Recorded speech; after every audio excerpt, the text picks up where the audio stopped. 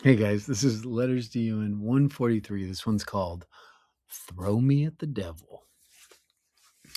Dear Ewan, I was texting with Tom and it was landing in me that it's really nice to begin getting to know him. The limerence is soft and stable, and my thoughtfulness is easy. We're going to FaceTime later.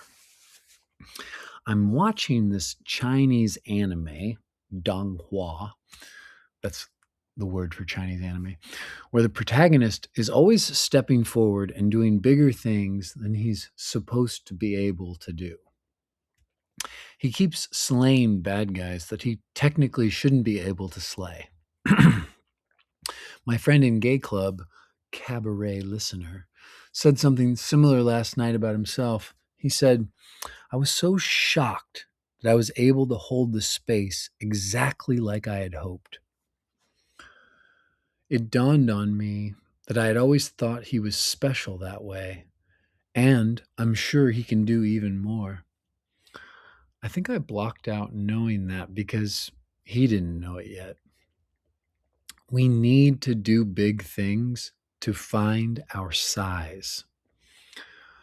I was headed downstairs to get my second cup of coffee, feeling light from Tom texting, and then I thought of Jordan.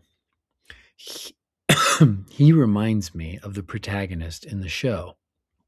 A tear came easily as I remembered one of the ways I can feel my love for Jordan.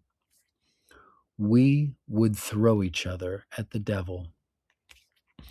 It's like a little joke.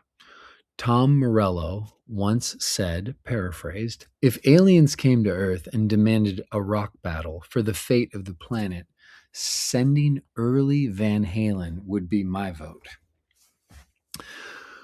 For the longest time, I've said the same about Alexis Shepard.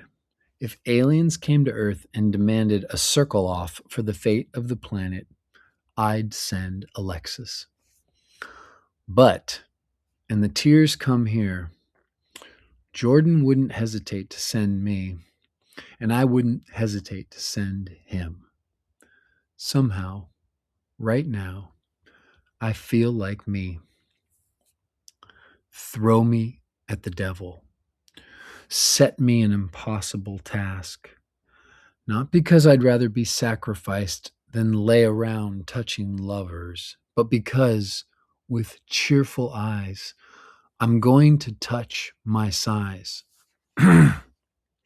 Jordan, who eschews mindsets of world saving, is in San Francisco right now.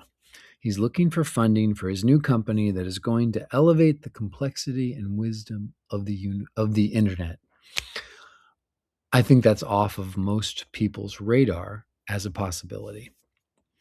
I see an image of him walking peacefully into the jaws of some big wolf, and I'm not concerned at all.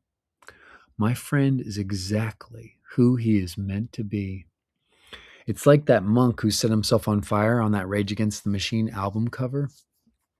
Of course, it's an act of defiance, and some people are lucky enough to understand what they're made of on levels that we don't consider possible. I don't feel heartstruck because of their sacrifices. I feel grateful that someone, Jordan, cabaret listener, the monk, Alexis, Van Halen, me, has found the beauty of rising beyond the limits of possibility. It's not conveying. It's not because they're doing great things. It's because they're in the land beyond greatness. They're the place where worry about fate and history fades, the kind of place where names stop mattering. Throw me at the devil. Think of me when what is in front of you looks impossible. I wound up and chucked you at it because I love you so much that I'm willing to not know you in order to have an experience of essence. Let's all forget our names and remember a time before self consciousness. It's not because it's valiant, that's the mirage. It's because we're ready to receive that gift. Jordan isn't walking into the jaws of death. He's walking past the mirror that can only show him two dimensions. We can see two dimensions, but three we can only be if we give up wondering if there's food in our teeth. My mother always told me to keep all the pictures of my life so that I could remember them someday. I like that, and it seems to go against my nature. I want to be so me that I forget my name. I want to be looking at what is happening so much that I have to close the browsers of my history. I'm not sure where this is going, but if the fear of death has us trying to find immortality in prestige, and we're all definitely going to be forgotten eventually, then is remembering who we are actually necessary? Or can we forget ourselves right now? Forget all the spreadsheets of who we're supposed to be and just be? Throw me at the devil. I'm tired of looking in the mirror. We shatter the glass to know we're not made of it. Being has no word for preen. It's just so beautiful that it wants to touch itself. Have a great day, Ewan. Mike.